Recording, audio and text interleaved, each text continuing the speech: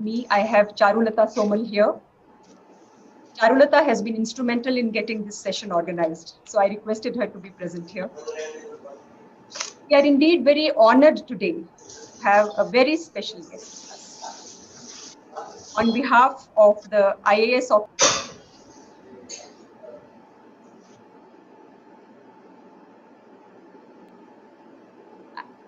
can you unmute me, please? Vanditaji, you're unmuted. Yeah, it's unmuted. Now it's unmuted, yes. Thank you. So I'll go back to what I was saying on behalf of the IAS Officers Association.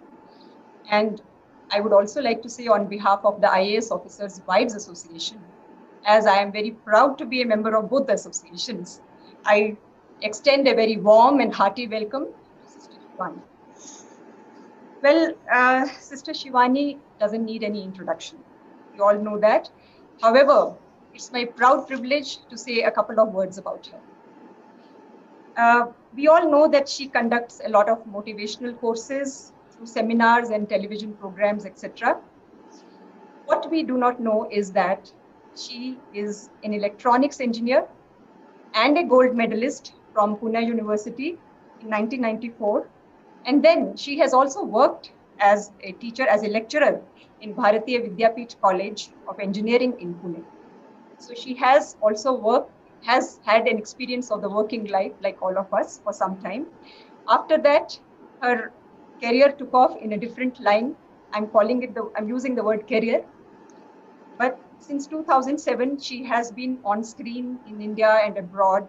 And after her program, Awakening with Brahma Kumaris, she has become a household name. And I don't think she has any more time for any other commercial activities. So it's great to have her here with us. We have all been seeing her very serene and calming presence on YouTube, on TV, and many of us have had the pleasure of having or privilege of participating in seminars. And I must say, Sister, you are a friend, philosopher, and guide to many of us and have helped a lot of people lead very happy, harmonious, and emotionally balanced lives. So thank you for that. Well, as people go through the negative and positive pulls and pressures of society, of life, we do go through a lot of emotional stress and turbulence. And civil servants are no exception to this. In fact, I sometimes feel we are more vulnerable and we go through a lot of stress, as you will shortly see. Undoubtedly, you are aware that we shoulder a whole lot of onerous responsibilities and hugely challenging tasks. And while there are a few cases that do come our way once in a while for the work that is done, we also end up facing a lot of brickbats in spite of a lot of hard work that goes on behind the scene, and that is part of the game. However, that can be quite disturbing and that can be a little hurting inside. Apart from that, I want to touch upon very briefly upon the subject of expectations. There are a lot of expectations from the All India services. Expectations are not only from the public. What I want to say is there is a lot of expectation from us, from within ourselves. And that can be a huge burden to carry. And that is what I think causes a lot of stress and frustration within us. When we all joined service, probably we were very starry-eyed and we thought we are going to change the world, we are going to create a huge, make a big difference in society. Things really do not work out exactly like that all the time. Sometimes they do and sometimes they don't. So we end up having a lot of frustration. And we also cover it up with a brave smile. I would like to say that. It means we are a little more and more bottled up. So here we are, sister, for you. We are a great audience. I have presented you with the problem statement. I have also presented you with a great audience of civil servants.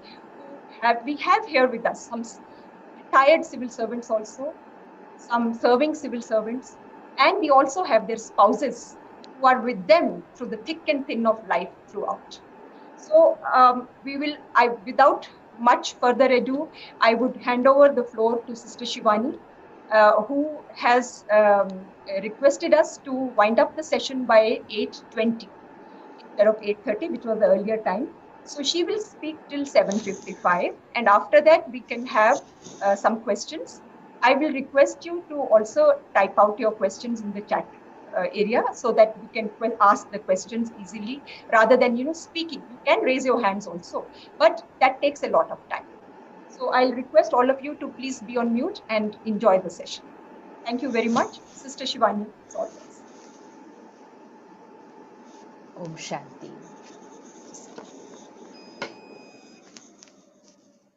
Om Shanti and good evening. Thank you so much, Sister Vandita. In very short words, but very deep experiences. It's so easy because within 2-3 lines, you've really shared the experience that each one goes through, and most important, the intention to create a change. That's the most beautiful thing. And like you said repeatedly, we are servers. It's a servant. When we say servant, it is seva, it is server. Not many people call themselves that. So that there itself, the energy and the intention of the individual gets decided. That who am I? I am a server, which means I am a giver to the world. Once we say this, not just professionally, but we repeat it in our minds every single day, that I am a server, I am a giver. In Hindi, we say seva. Seva means only one energy. That energy flows from me out into the world. Now, like we said, expectation is normal. Even a simple expectation like what I am trying to create, it should manifest, right? Like you have a pure intention to create a change, that change should manifest. Sometimes it does, sometimes it does not. In spite of all the sincerity and the hard work, sometimes no appreciation, no problem. We say we don't, doesn't matter. We're not doing it for appreciation. But imagine getting criticism for all the hard work and the sincerity. And so it hurts. And so this is a reality. Now, this is not sometimes, this has become a part of life. And when something like this becomes a part of life, and we are not able to create the energy to accept that, then it will start taking a toll on ourselves. So that's where spirituality and meditation provides us the tools to do that. Let's look at the word stress. It is a very simple formula in science. Stress is equal to pressure divided by resilience. 30 years back when we were in school, college, stress was only in science. It was not an emotion. So we didn't walk around in school, college saying, I'm stressed, you're stressed. No, it was not like that. It was only in physics. So stress is equal to pressure divided by resilience. This is applicable to life. So pressure is our situations. Pressure is our challenges. Pressure could be the people whom we are working with. Pressure could be the people whom we are working for. So that is pressure. Pressure could be a spouse. If a personality trait or a nature is just not matching with the spouse, even that is a pressure for the human mind. So pressure. Right now, last couple of months, COVID is a pressure. It's a pressure for the country and the world. So it's a numerator. So what's the numerator? Our situations in life. Pressure is anything that's coming from outside into my life. Denominator, resilience, inner power. Inner power to face that pressure. So two energies. One energy coming to me, and one energy, the energy to face what is coming to me. So what's coming to me? Numerator. The energy to face that numerator, my inner power, resilience. Now, stress is equal to what's coming to me divided by what I have to face what's coming to me. The numerator has only increased. Over the past 30 years. You won't find the numerator decreasing. And I don't think it will decrease in the next coming 10, 20 years also. Numerator will always go on increasing. But if we focus on the denominator, and if we enhance the denominator faster than what the numerator is increasing, then effectively our stress factor will start reducing. So the focus has to also come on the denominator. The numerator, most of the times, may not be in our control. May not be in our control. Like something you want to create a change, you work hard, but the outcome is not always in your control. Another person criticizes you, it's not in your control. Sometimes it's even more than criticism. It could be way, way more than just simple criticism. It's not in our control. So, numerator largely not in our control. Denominator completely in our control. Completely in our control. My inner power is completely in my control. So, I always have to keep these two factors beside me. What is in my control? What is not in my control? If I do not focus on the denominator, my complete focus is on the numerator. And what I try to do is, I try to keep controlling the numerator, that is the pressure, so that my life is happier, so that there's no stress in my life. That is where spirituality teaches us. Focus on the denominator. Now we need to ask ourselves, what do I do on a daily basis to build up my denominator? It's our emotional stamina to face situations in life. Like each one of us has a different physical stamina. But we work hard to build up our physical stamina. We are eating a good diet. We are eating 3 times a day. We are exercising. We are walking. We are sleeping well. We give a lot of time and energy to build up physical stamina. If we don't do it for 10 days, it will start showing its result. What are we doing on a daily basis to build up our emotional stamina? That's also a stamina. That is also a health. It's not just physical health, it's emotional health. What am I doing on a daily basis to build up my emotional stamina, to build up my emotional health? If I am not doing something very, very concrete on a daily basis to build up my emotional stamina, the environment is such that very, very gradually my emotional stamina will start depleting. Like again, physical stamina. If I don't do something to build up my physical health on a daily basis, just the air where I live, just the water I drink, just the food I eat, it can start dropping my physical stamina. So it is something which is not going to remain constant. Either it has to be increased gradually or on its own it will start dipping. If I do not take care to build up my emotional stamina and I'm in a profession where the numerator is extremely high, and I'm not taking care of the denominator, so it will definitely start taking a toll on me. It definitely is. Yesterday, I was talking to a group of, I mean, that was also from Bangalore only yesterday actually, but that was a group of jurists. And they said burnout is becoming very common in our profession, in the legal profession. And they had given the topic as tackling burnout in the legal fraternity. So they were not talking stress, they were not talking depression, they were talking directly burnout.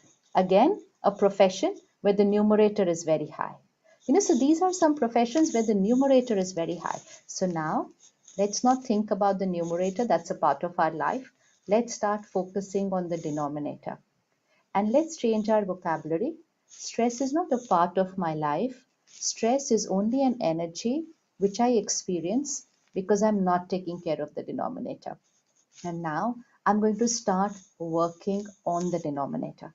On the denominator, it's very easy to work on our emotional health and on our emotional stamina, but I need to start working on the denominator. Once I start working on my emotional stamina, a very, very simple thing that will start happening. What is emotional health and what is emotional illness? Emotions like stress is an emotional illness because it creates a disturbance here. Anger, aggression, fear, worry, expectation. Even expectation is actually not health because expectation doesn't allow us to be happy. Opposite of expectation, acceptance. Opposite of stress, happiness. Opposite of anger, peace and compassion and empathy for the other person. Opposite of complaints, gratitude. Opposite of criticism, appreciation. They are two completely different list of emotions. Completely different list of emotions. One list of emotions creates a disturbance here, and the other list of emotions creates calm and stability here. The one which creates a disturbance, let's start calling it an emotional illness. And the one which experiences calm and stability, let's call it emotional health. Why it's very important. Society is not labeling this list as emotional illness, they are calling it as normal. The world is calling stress as normal, anger as normal, worry normal, fear normal, comparison normal, competition normal, jealousy normal, complaining normal. All that is uncomfortable is labeled as normal. If we put the word normal on a wrong emotion, we will allow ourselves to keep creating. I mean, that normal hai. This is normal. This is not normal because the effect that it has on the body is not normal.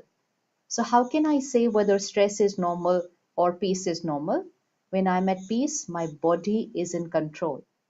When I'm stressed, when I'm angry, my BP, my pulse, sometimes we start feeling uneasy in the stomach, sometimes the mouth dries up, sometimes there is sweating on the hand, sometimes heartbeat increases. None of this is normal. So if the body is not responding normal, that means that emotion is not normal. It is not normal. Let us stop calling it as normal. The calling it as normal is a cause of a lot of problems. If you change what is normal in terms of blood pressure, people will stop taking care of them. Acha, ye to normal hai. Earlier they would have called it high, now they'll call it normal. Change the sugar level normal definition, people will change their lifestyle. Oh, this is normal. So very important. None of these emotions are normal. So let's not allow ourselves to keep creating it. Now, let's come here. Let's look at this as a battery. This is a battery. When we say burnout or nervous breakdown, it's really gone dip down there. But when we say stress, anxiety, anger, even then it's not 100% charged. So let's call that around 30, 40. So we are literally living our life not on a fully charged battery, not on a fully charged battery. But we said that we are server. We are serving the country. Serving the country is not just doing. Serving is also by who we are being here. We are not human doings. We are human beings. So server means the one who gives. Now gives not in what we only do. Of course, the doing is very important, but gives also in who we are here. So when you are interacting with someone, when you are talking to someone, when you're listening to someone's issue, when you're addressing a problem, there are two parts of you who are working on the problem. One, who is the doing, what you are doing, and one is who you are feeling. Each one of us carries an energy field, our aura, which is a result of who we are here. So when you are interacting with people, before you speak, before they see you behave, what they consume from you is your vibrations. What they consume from you is your vibration, it's your energy. So the energy is also serving. Now, two people. This is you, and this is someone else you're meeting today. Please see, this is very important because this is what is causing that issue. Two people, there's someone who's come to meet you today. This is you, this is that person. You are at a vibration and the other person is at a vibration. If this person who's come to you is not happy, has some problems, is disturbed, they are not at a very high vibration. So let's say hypothetically, they've come at a vibration of 30. If you are not doing something to charge your battery on a daily basis, and let's say you are on a vibration of 40 or 50, and this person has come on a vibration of 30, problem, problem, problem, not just in the doing, but also here. And when you interact with this person for even 10 minutes, 10 minutes, you're not just listening to their problem, you are also exposed to their vibration. Like we are taking care during COVID. If someone else has an infection, and if I'm close to them physically, I will catch their infection. So we said, okay, distance, distance. Do not be near someone who has an infection. Similarly, if you want to protect yourself from the emotional infections around you, you cannot be at the same vibration as people around you. Cannot be. If they are at 30 and you're at 40, Their energy is what is going to influence you. And then after 10 minutes, another meeting. And then after an hour, another meeting. And meeting after meeting, interacting after interaction, everybody coming to you with issues, not in the best vibration. You are not just listening, you are not just helping, you are consuming vibration. Consuming vibration, because people may not be coming to you in their most happiest state of mind. And that also starts depleting. The doing does not deplete us. The doing does not deplete us. It is here that starts taking a toll, because of which we start experiencing stress. So, because you are a server, so for a server, you cannot be here. You will need to be here. When you are at a higher vibration, this lower vibration cannot reach you, because energy is not going to flow from lower to higher. Energy flows from higher to lower. And because you are a server in society, this person is a consumer, a receiver in society, but you are a giver, you are a server in society. You cannot be at an average vibration. You have to be here. When you are here, first thing, you are protected from a lower vibration. It will not touch you. Second, your vibration will start influencing people. Change cannot get created only by what we do. The change that is needed now, whether it's in the country or in the world, is by influencing the mindset of the people to change. You alone cannot create change. You need a lot of people who are ready with you to be able to create that change. For that, you will have to influence their minds to change. To influence their minds to change, your higher vibration has to go and energize them. So, the more you have the intention to give, the more you will need to energize yourself daily. If you don't energize yourself, then instead of giving, you might be receiving their energy. You're not to be on the receiver side, you are to be on the giver side. Giver side, giver not only in the doing, giver in the being. So, topmost priority that I need to energize my mind on the daily basis. I need to energize my emotional health on a daily basis. I cannot just live my ordinary get up, get ready, go to work, work very, very hard, come back late evening, again get up, get ready, go to work. It can't be like that. It cannot be, because then the vibrations of the surrounding will start taking a toll. So, like we take care of our physical health because we have to work very hard during the day, we will also have to take care of our emotional health. Another thing, why your role is very challenging. All the people you are interacting with, whether it's your district, your city, a town, a village, people, because people are not taking care of their emotional health, their vibration is going lower and lower day by day. Today, in the country and in the world, we don't talk of emotional health, we're directly talking of mental health issues. India is very, very high, probably number one in the world in depression. That's what the Psychiatric Association says. So imagine what is the state of minds that we are working with. It's not the problems of the country, it's not the issues of the country. First, it is the minds of the country. It's the minds of the country. When we say we want to make an Atmanirbhar Bharat, a self reliant country, we will need to first make self reliant people. Atmanirbhar person. Till the person is Atmanirbhar, not very sure how you can create an Atmanirbhar Bharat. It has to begin from the one. What is Atmanirbhar? Self reliant, which means I'm emotionally independent. Atmanirbhar. Atma means I, the soul. Nirbhar, dependent. I am dependent only on myself. What does this mean? Every thought I create, every emotion I have, I am the creator of that. But we generally don't live our life like that. We say, I'm angry because of, I'm upset because of, I'm happy because of, I am stressed because of. This is not Atmanirbhar. This is situation nirbhar, which means I'm dependent on the situation for how I'm feeling. This is not true. And this equation is what is causing our emotional depletion.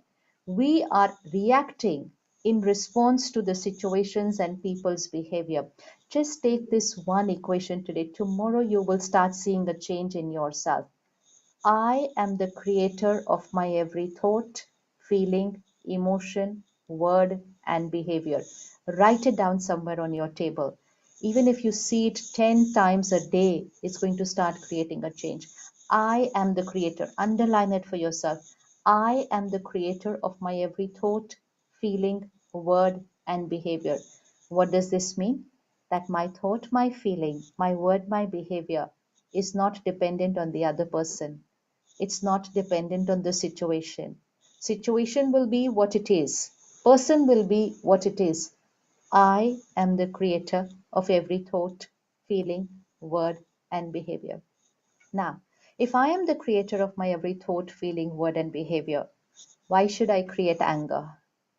Why should I create anger? Anger is an energy depleter. Anger brings me down immediately when I'm creating it. Why do I create anger? But I create anger because someone did something which was not right. Again, I'm saying I was angry because of. Let's change. Let's remove these depleters from our life. Tomorrow morning, make your office a no anger zone. Put it up there. Put nice posters in your office and say, my office is a no anger zone. No one here, whether it's me, whether it's the people who work with me, and whether it's the common man, the public who walks into my office, we talk to each other with respect and dignity, with a common intention to create a change. But we don't use anger as the way to get work done. Anger does not enter this space. Just create that change. Make it. If we can make no smoking zones, if we can make no plastic zones, why can we not make no anger zone? It affects a lot of people. It is harmful for a lot of people's emotional health. Now let's make our office a no anger zone. But people will still not be always my way. But I will remember they are wrong. They may make a mistake. They are not my way. But I do not choose anger as my response. I respond to the same with patience, respect, and dignity. This is a lifestyle change. Emotional health is created with lifestyle changes. Now, now we'll say, will work get done without using anger? Because of the challenges in which you're working, you'll say it's not possible. People will not do things without using anger. Anger is needed to get work done. It is these very, very deep belief systems which are depleting our health. Anger is needed to get work done. Discipline is needed to get work done. Assertive is needed to get work done. Even if you have to ask someone to leave, you say, I'm sorry, we cannot work together. You just don't seem to be getting things right. We also ask them to leave with respect and dignity. Anger is never the way. It's never the way. It's depleting us, it's depleting them, it creates fear in the air.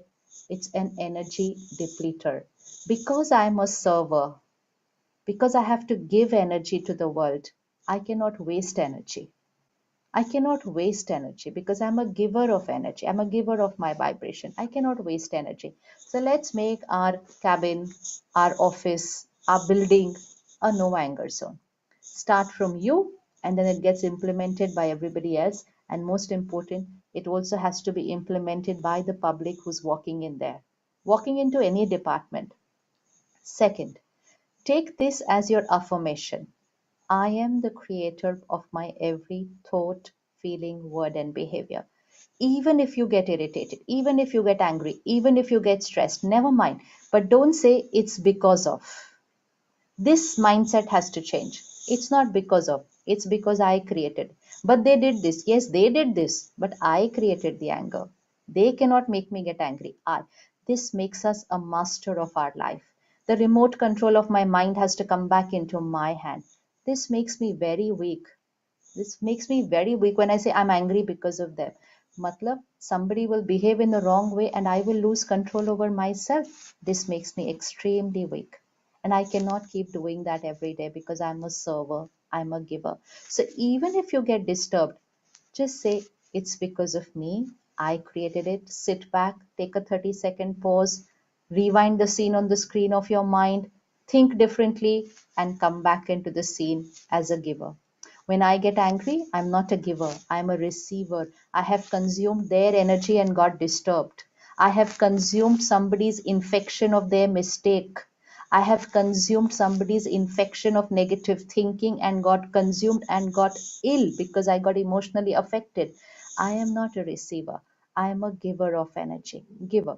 Now, to build our emotional health, let's make some simple lifestyle changes. They are very, very simple. The first hour of the morning is very, very important. This is for everybody. The first hour of the morning and the last hour before we go to sleep has a deep impact on our minds. Deep impact. Why? Because in both the cases, the subconscious mind is going to be active. First hour when we wake up, the mind is silent, the subconscious mind was activated. Whatever you will consume that time will go deep down inside. Last hour before you go to sleep, what you are going to consume will go into the subconscious because now the conscious mind is going to become silent. So these two times are very important. First hour when we wake up and last hour before we sleep.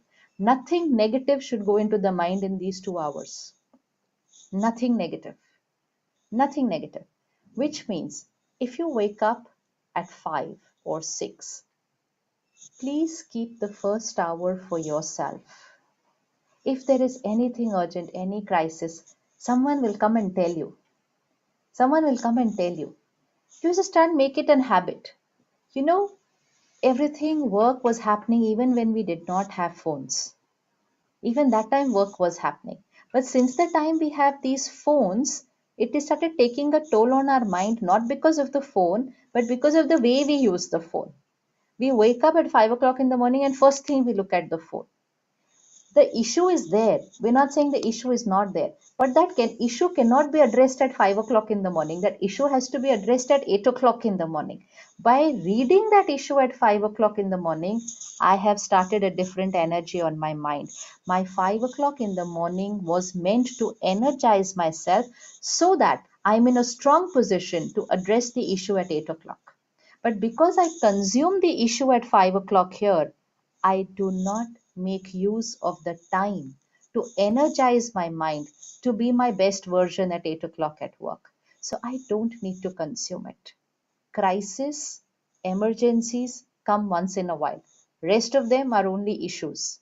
And issues can be addressed after 7, after 8. So just experiment with this for a few days. You will see a huge change in yourself. The first hour, do not consume anything from the world, which means the world news, the country news, or your district or your city news. Don't need to consume it in the first 1 hour. Don't need to go through emails, messages in the first 1 hour. The first hour is the time to build the emotional stamina. And that emotional stamina will change your way of working throughout the day. We thought because we have phone, we're always at work. We're not supposed to be always at work. If the human mind is always at work, if it does not sleep properly, if it does not get time to recharge, to reset, to relax, the human mind will get tired, will get tired. It will get fatigued. And because it will get tired and fatigued, then emotional illnesses like stress, anger will become normal. If we are fatigued, we get irritated faster. The day you're very peaceful and relaxed, the other person can make the same mistake, but your response will be completely different. You'll say, Acha, acha, it's okay, chalo. Next time you do it better. Finished. It's not about them. It's about how I was feeling inside. So we have to take care that our mind is not fatigued. Our body can be tired. We work very hard. Body can be tired. Mind should not be tired. Mind should always be fresh and alert. Body can be fatigued. No problem. So that first hour of the morning, just experiment. Don't use your phone. Just assume you slept for an hour more. If you would have slept for an hour more, you wouldn't have looked at your phone at 5 o'clock in the morning or 6 o'clock in the morning. So assume you are sleeping an hour more. Do not look at your phone. Give someone else the responsibility that if there is a crisis, someone should come and tell me, I'm not looking at my phone for the first hour. This is not selfish. This is the nature which you will need to create so that you're able to be a giver, so that you're able to be a giver. Till you charge your battery, how will you give to everybody else? Especially if people around you during the day have not charged their battery and come, then you are going to be the giver. So that first hour of the morning, begin the morning with a few thoughts of gratitude. Gratitude is a very important energy. It sets the frequency of our mind to a high vibration for the day. Because throughout the day, you're going to be surrounded by people who can have lots of complaints, lots of issues, lots of problems, very little of gratitude energy around you, always more and more and more and more some issue. But you have to tune yourself to an energy of gratitude. So, first few thoughts of the morning are very important. Gratitude to the supreme power. First thought. First thought. Second thought. Gratitude to your mind and body for being healthy. Third thought, gratitude to people you are with throughout the day, whether at home, whether at work. Fourth thought, gratitude to your work. Very important. It's a result of some very, very beautiful karma to be playing a role where you are a giver for the world, where you are there to heal the pain of people. You remove their sorrow and give them happiness. They may appreciate, they may not, but you are creating a positive change in people's lives. Not many people get the fortune of playing that role. So, gratitude for your own karma, gratitude for your own role, because sometimes there are so many challenges. We sometimes say, like, am I in the right place? Am I getting the opportunity to do things right, what I had thought I want to do? That will become rejection for my role. Whatever may be the challenges, gratitude for my role. Because even if I bring about a 0.01% change, it's a change in a positive direction in somebody's life. And that's big. That's very, very big. A lot of people are doing things which are bringing a change in the opposite direction in other people's life. So, what a fortune to be able to play a role like that. So, thoughts of gratitude, 4 to 5 thoughts of gratitude. Second, let's create a set of affirmations. This is extremely important. Please spend some time, just search power of affirmation and power of visualization. And I'm sure you've all heard about it. You've all experienced it also. Power of affirmation, power of visualization. Affirmation means we take a particular thought and we repeat it. Any thought repeated many times will become a reality in our life. Thoughts manifest, thoughts become a reality. In Hindi, the line is Sankalp se Siddhi. Sankalp means thought, and Siddhi means manifestation. So let's create some few positive thoughts which we will use to make our reality. What is the equation? Do not look at the reality and create a thought, but create a thought what you want your reality to be tomorrow. So we will create a set of positive affirmations. Then we will visualize them. What is power of visualization? A lot of people are using it in the world, power of visualization. Power of visualization is when we visualize something, it starts getting recorded here. And once it starts getting recorded here, the brain does not know the difference between the real and the imaginary. For the brain, this becomes real, what we visualize. And then that starts happening in our life. People use the power of affirmation and visualization to do what they want to do in the outside world. Somebody wants to achieve in sports, somebody wants to achieve in their profession, somebody wants to do healing with their body. They use power of affirmation and visualization.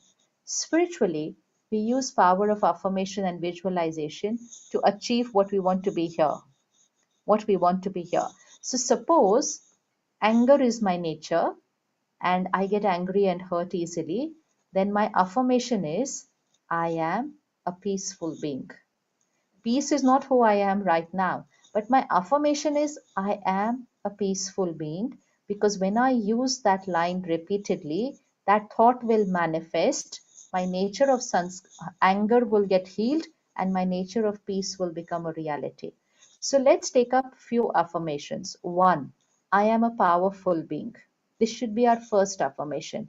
I am a powerful being.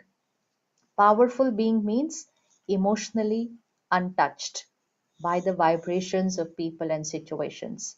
I don't get disturbed by what's happening around me. I'm powerful, I'm strong, emotionally strong. So, first affirmation, I am a powerful being. Second affirmation, I am a peaceful being. Peaceful means no anger zone, no anger, no irritation. I am a peaceful being. Third, I accept people as they are. Accept means, accept means I do not raise questions about them. My mind accepts, yes, this is how they are. Now, what do I have to do for them? I accept people as they are. Fourth affirmation, I am a giver. Very, very important to affirm this every day here.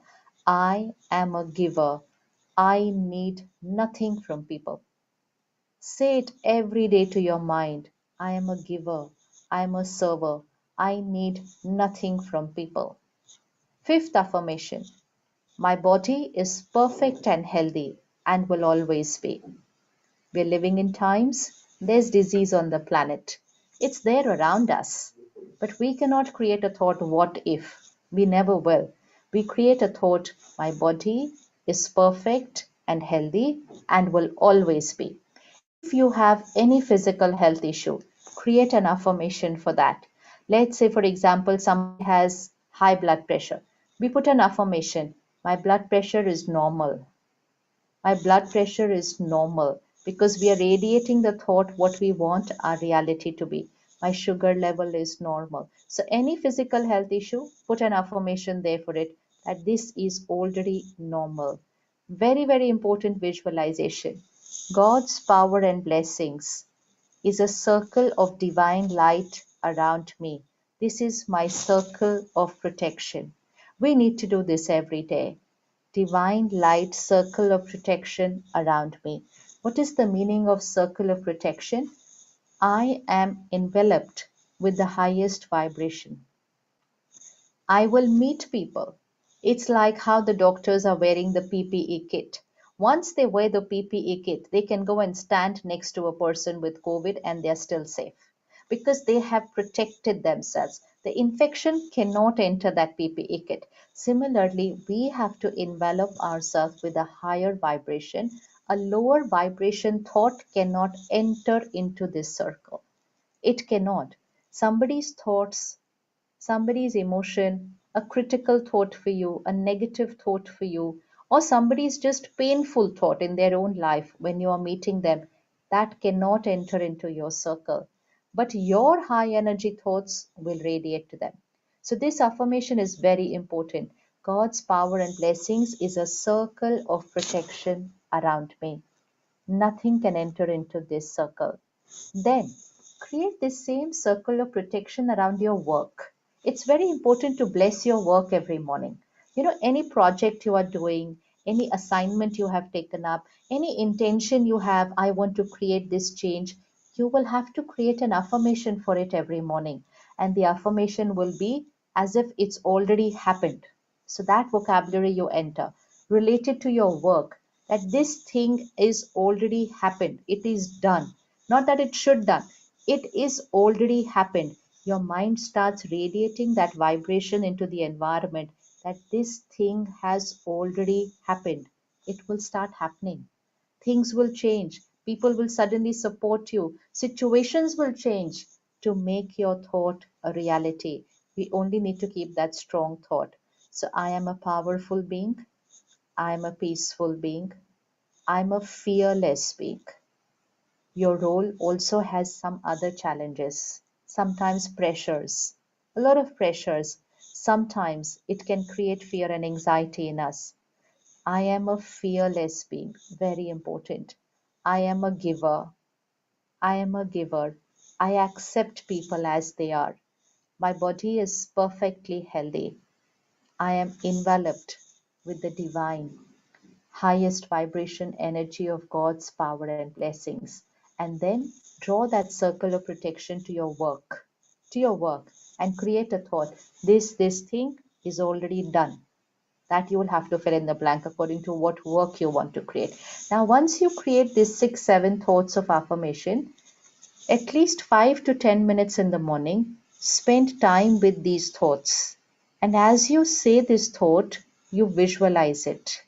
You visualize your project or your assignment or whatever task you have taken already done. It's already happened. See that change in your area. See people happy with it. See people contented. Visualize with complete clarity. See the outcome of what you have done. See it already here. We have to first see it here to be able to see it here. We have to first see it here. If you see it here every day, there is no way that you will not see it here. Just have to see it here every day. Not just have the desire for it, visualize it. One is to have a desire, I want to create this change.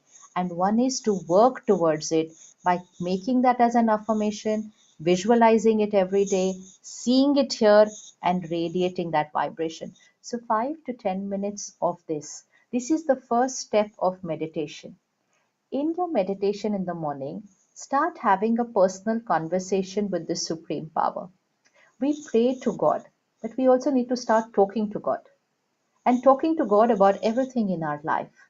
When you are supposed to be a giver in society, you have to first get from someone.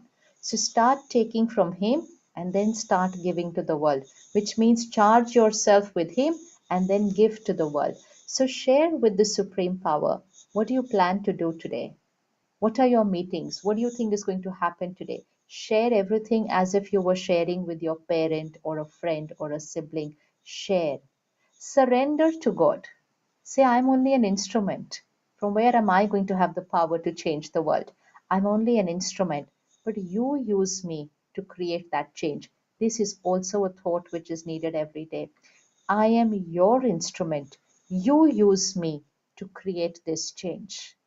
So let's not take the personal responsibility as if it's a burden on us. No, we are instruments. We're instruments in this cycle of change. You use me, I am your instrument. So this is your 15-20 minutes of meditation, and you can also learn the meditation then at the Brahma Kumaris Raj Yoga meditation centers, which are everywhere. Wherever you're based, there is a meditation center there.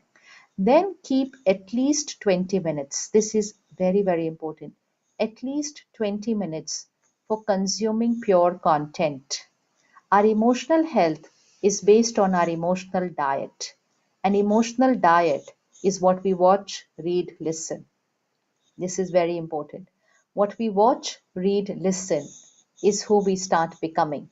Your role needs you to watch, read, listen a lot of challenges during the day.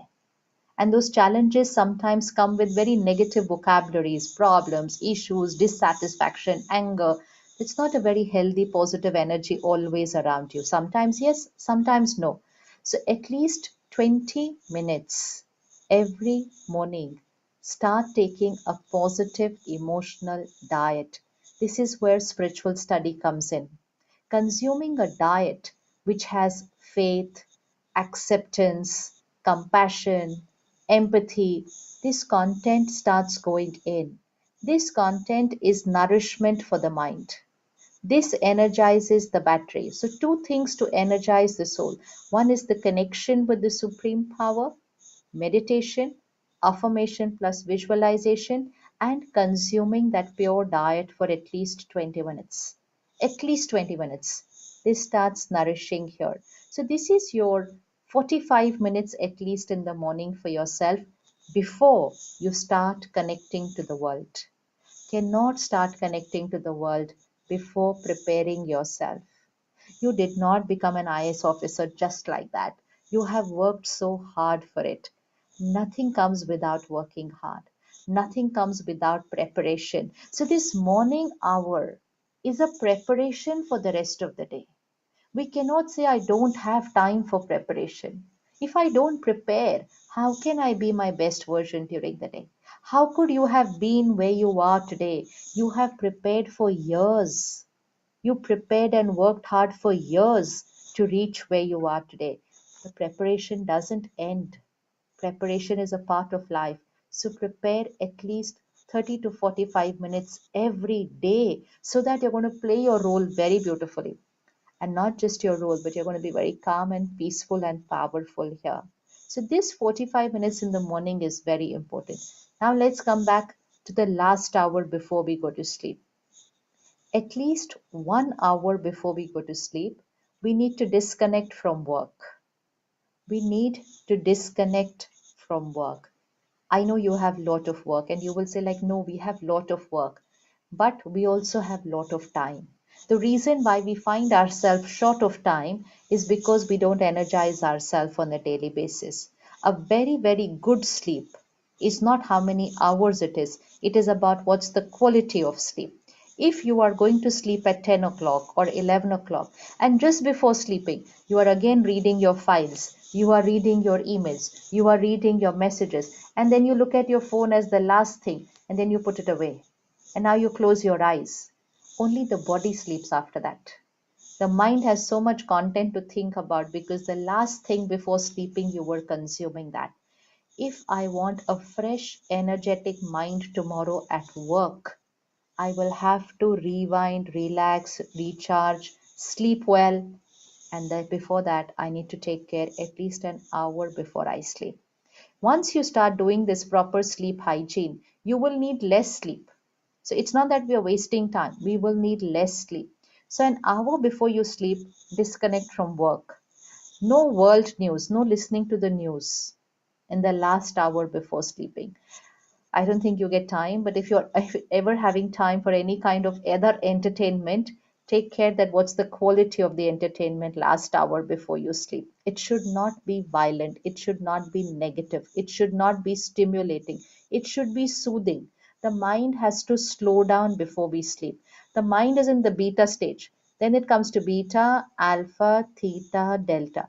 But it has to come towards the alpha stage before we go to sleep, before we go to sleep. So keep that last hour where you just do what you like to do. You listen to music, you're spending time with family, but not discussing problems, no arguments.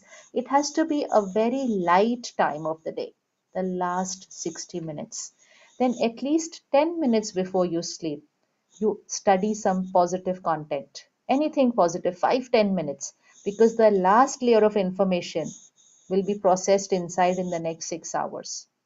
So, last layer of information is very important. Please say your affirmations as your last thoughts before you go to sleep.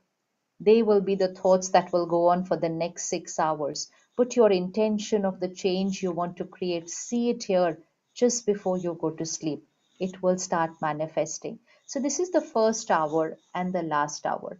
During the day, you're only going to take care that what you have chosen to be, powerful being, peaceful being, fearless being, you're only going to take care that you're going to respond that way to situations. It will not happen in one day, but the change will begin from the first day. It will begin from the first day. That what you worked on in the first hour, you will see that change during the day. Every hour or 2 hours, when you get a 30-second break, repeat your affirmation. Repeat your affirmation. Simplest way to do it is just repeat it before your meal. Before your meal, 3 times to eat. Say your affirmation as your little prayer just before you eat. The food absorbs our vibrations, and the vibration of food is very bit powerful for the state of mind. You can even say it before you drink your water or your cup of tea. Water absorbs our vibrations. That's why we take water in our hand, we say our prayer, and then we do this like this on our food. What are we doing actually? We are absorbing the water with our vibration of our prayer, and then we are energizing the food with our water, which is energized. So we can say our affirmations also in that. Have a vegetarian diet. A vegetarian diet, most of you would be having a vegetarian diet, but just in case you're not, a vegetarian diet is not just light for the body, it keeps the mind very light, very light, very light, because food is not just nutrition, it's vibration. So we should not be consuming food which has vibration of someone else's pain, violence, death. That's not the vibration of the food we need to consume. Now, in your kitchen, very important, whoever is cooking for you, create a very positive energy in the kitchen, like a temple. Food should be cooked like it's being cooked in a temple. So then that is prasad. Prasad should not only be this much, or every meal should be prasad. So in your kitchen, this will impact the entire family. It will impact your organization if you get it done in the kitchen of the office. In your kitchen, have high energy words playing, which means spiritual songs, mantra, bhajan, whatever you like. Have high energy words playing in the kitchen. Every word will energize the fruit, the vegetables, the food, the water. This is going to get healing energy for the mind and the body both. They are very simple things. Second, when you're having your meal, please do not talk about work when you are eating. Do not talk about work when you are eating. Do not use your phone when you are eating. That's the whole thing about this phone. The phone makes life very comfortable, but we use it at these very risky times. You're eating and then you're talking on the phone. So whatever you're talking on the phone, if it's like, oh, why this happened, this should have not happened, all that will get absorbed in your food. So don't eat. It's 10 minutes. How much time does it take to have lunch? 10 minutes. Phone away. No phone, no TV, no arguments, no problems, no work discussion while I am eating. I am eating prasad. Stop calling it as lunch, breakfast, dinner. Start calling it as prasad. I'm eating my prasad. I need 10 minutes in silence. Even that changes emotional health. It requires very simple lifestyle habits for emotional health. Very simple. But these very simple lifestyle habits, if not taken care of, they also deplete emotional health. So, meal time should be your time. 10 minutes in silence, starting with your prayer, starting saying your affirmations, and then eating the food. Food does not just health for the body, food is health for the mind. So, affirmation in the morning and visualization, gratitude, 20 minutes, healthy emotional diet. Before going to sleep, 1 hour, disconnect from work and media, 10 minutes, again, positive diet. Last thoughts, affirmation, vegetarian diet, positive energy words in the kitchen, eating without phone and TV, eating without discussing work. Food is silence time. Very simple things. Your denominator, that resilience. Stress is equal to pressure divided by resilience. The resilience is going to start building. When this starts building up, people's behaviors don't affect us anymore. Then people will appreciate you. Thank you. If people do not appreciate you, no problem. If people criticize you, no problem at all. No problem at all, because you are so strong now that you're not going to catch the infection. You are a giver. You're not doing it for their appreciation. But yes, if I don't energize myself, then criticism hurts me. But when I'm energized, I understand this is only their perspective. This is their perspective. I am honest to what I'm doing, and I'm doing my best, and I keep giving. So people's words and behaviors will stop affecting you because your emotional immunity system will start going very high. When our immunity system is high, we don't get affected by the infection around us. So you can keep one more affirmation: criticism or appreciation. I am the same in both. I am calm and stable, whether it's criticism or appreciation, because I need nothing. I'm only a giver. I need nothing from people. I'm only a giver. Just teach this to your mind. Within 1 month, you're going to find a very different mind. The easiest thing to change is here. And once you change here, then creating change here becomes very simple. And you have Raj Yoga meditation centers, and we have sisters at all the centers. Whenever you have even 10 minutes, 15 minutes, 30 minutes, walk into any center in your area, and the sisters are always there to conduct meditation with you. There is a meditation room in every center. Even if you don't want to do meditation, just walk in and sit in the meditation room. The vibrations are energizing. And once you learn the meditation, you can do it any day, anytime, anywhere. So, building emotional health is the simplest thing that you have ever done. It's just that these are simple lifestyle habits. Once we start inculcating them, denominator goes very high, emotional immunity system gets very high, creating a change. Creating a change. Let's remember we are only instruments in change. And the first step to change is to be powerful here and then to give to the world and let the process begin. Thank you so much. Om Shanti.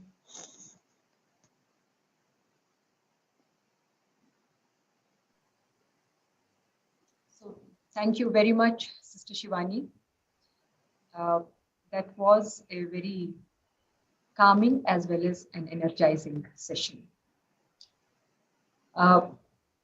I wanted to ask the audience if anyone has any questions. In the chat box, I don't see any questions. Only a couple of comments are there. I think everybody is just generally soaking in the thoughts that you have mentioned. Actually, we really don't need too many words to express further about what you have said. What is required is to digest this, take it in, to incorporate it further. So that was really a great session. I probably have only one or two comments. If anyone else would like to speak, Charu, would you like to say anything? Charu, go ahead. My question was actually for you. What is the average in your life look like? There would be so many various solutions and NGOs that are very demanding. Can you come a little closer because your voice is not audible? She's saying, okay, I will just speak for her. So she's asking a question, Sister Shivani, and she wants to know how her daily life is like. What kind of, how does she manage her time? I think that's what you're asking. Mine? Lot of demand. Yes. Yeah. What is your average day like, Sister Shivani? My average day, no. There's no demand on life. Life is as per how we want to take our life. One thing I have learned, and it benefits a lot, I do not allow myself to be a victim to situations. You know, if we keep thinking, oh, this is too much, this is all. No, we only do what we want to do. You know, we're choosing how to use our energies. And it's how we think about our work which makes all the difference. One word we should remove from our life, and that word is busy. That word should not be a part of our vocabulary. It's a very energy depleting word. So we never say, I am busy. That affirmation is not good. That's also an affirmation. You know, I'm busy. I don't have time. I'm busy. I don't have time. So I changed that because our Dadiji taught us that I'm easy. I have lot of time and I have more time than I need. So this is an affirmation. I'm easy, I have lot of time, and I have more time than I need. Now it begins with an affirmation. After a few days, it becomes natural way of thinking. So we'll never feel we are short of time. And the day begins with 4 o'clock in the morning with meditation, and then an hour of spiritual study, and then during the day all the seva, like you are doing seva during the day, just like that. So there's no fixed routine for the day because every day is very different. Every day is very different depending on what's lined up for the day. But the time to do the affirmations, the evening meditation, just before going to sleep, and very, very strict about saying the affirmation before every meal and before every glass of water. And which means on an average, I would repeat it at least 10 to 15 times in a day, and that really keeps the mind at that same vibration and only starts taking it a little higher throughout the day. Otherwise we get sucked down, so we need to repeat it every 30 minutes or an hour. That's what keeps it there. So every meal, every glass of water, anything that I would eat and drink, that's the benchmark for me, that every time I eat or drink I have to say the affirmation. And we have a very beautiful system at the Brahma Kumaris which is called traffic control, where we pause for a minute after every hour. So we have an app on the phone by which we will have a very gentle music for a minute every hour. So we take a break of 60 seconds after every 59 minutes. Just stop doing whatever we are doing and just sit back, revise that affirmation again connect to the supreme power and come back into the next hour. So 1 hour preparation in the morning and 1 minute preparation every hour. 1 minute, it's like charge the phone in the morning and then charge it for 1 minute every hour. So effectively taken care of, the phone remains charged even in the evening by the end of the day. So keep that energy is the same. Okay, now we have a couple of questions that have come in. So I just read it out. There is a question, I think, from Uma Mahadevan. How can we help teenagers and young people to develop mindfulness? Beautiful. Yeah, very, very important. First thing is, let's start doing it ourselves. That's the easiest way to be able to influence children, because we can't just ask them to change. Because I meet families, I request parents for nothing big but a very simple thing: don't have TVs and phones while you're eating at home. Because children have got so used to eating with screens, whether it's phone or whether it's TV. Even little kids are using screens to eat, and this is not good. How will they practice mindfulness if they're practicing distracted eating? So first they have to practice mindfulness when they are eating. But sometimes parents say, oh, but they will not listen to us. This is another thing. No, they won't listen to us. So then it's very simple: just do it yourself. Don't ask anyone to do it. First, just do it for yourself. Even if one person in the family starts creating a change, there is a ripple effect on everybody. At the Brahma Kumaris, we have a very beautiful slogan: when I change, my world changes. It has to begin with me. When I change, my world changes, because it's a vibration which will ripple effect. So first thing is practice mindful eating. Then, if one member in the family starts practicing this morning regime of meditation and spiritual study, that starts changing the vibration of the home. And often you will see your children getting influenced by the vibration. The houses need to be energized. The home needs to have high vibration. Because of all this content and media playing throughout the day, it has a very depleting effect even on the energy of the house. So the vibrations of the house need to be changed. And that's why the morning time, even if one person is doing it, it will have a ripple effect on the family. So just start with the change in yourself, and remind your children regularly to take care of what they are watching, reading, listening. Emotional health has got largely affected only because of media and social media. It's a very big factor, very, very big, bigger than what we can imagine. It's very big, because what we watch, read, listen is who we become. So, the whole day like this, and that to consuming content of a quality which is a question mark. So that's really, really taking a toll. So gently but assertively, we will need to tell them to restrict the amount that everybody is taking care of their physical diet.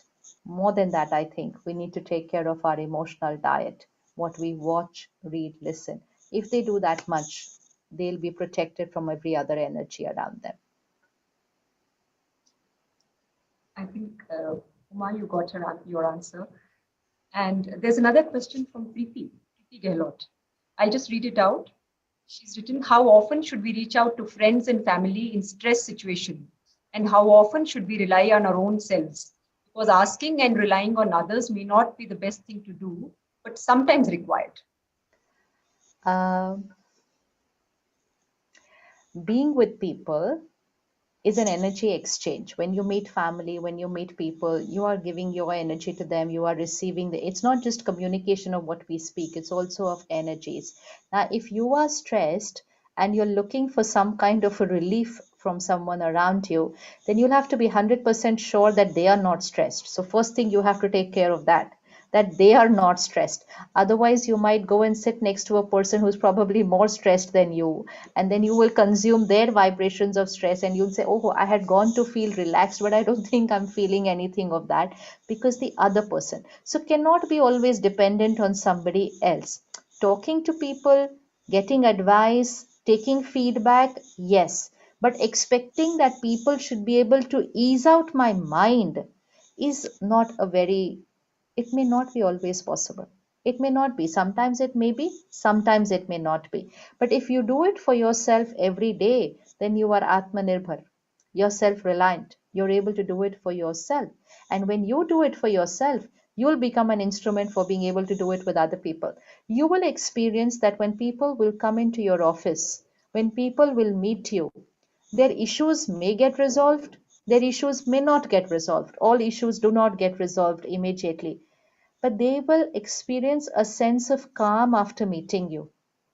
Just being with you for 5-10 minutes. They're not your family, they're not your relatives, they're not friends, but your vibration will start influencing them. So if we start taking care of our mind, then we will be that instrument of change to be able to give calm and tranquility to many, many, many, many minds. Talking to people is fine, but expecting that their vibration will heal your mind, then they have to be in a very, very good emotional health for that. Thank you. Anyone else? Anyone has raised any question or raised hand? So, Uh, anyone? yeah, Michael? Atharva, Mr. Atharva asked one question. We just All need right. Okay. Does it take more time to build resilience as your age is more? Oh, no, no, no, not at all, not at all. Age is only of the body. Age is of the body. This is the soul here, the energy. This is the soul, the energy. So this has nothing to do with the age of the body. The day you start, you're going to start experiencing changes in yourself. So age is not a criteria at all in building your emotional resilience, not at all.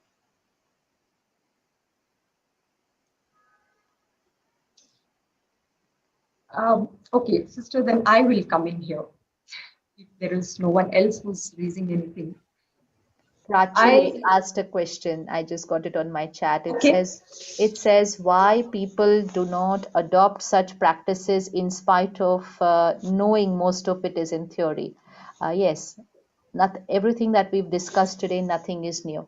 We know it all, but we are here together just to remind ourselves that we need to start practicing what we know. Why people don't do it? Because they don't think it's a priority in their life. Like some people do not think the need to take care of their physical health. They don't make it a priority. But if they don't make it a priority, it might rebound one day. Similarly, if we don't make emotional health a priority, it might rebound one day. So we need to take care because we are going through very different times. It's no more about emotional health. We are talking about mental health issues. Just during lockdown, first month of lockdown, by April end, the Indian Psychiatric Society said 20% rise in mental health issues in the country. 20% rise in the first month. That too in a time when we are safe and secure at home. 20% rise. Why?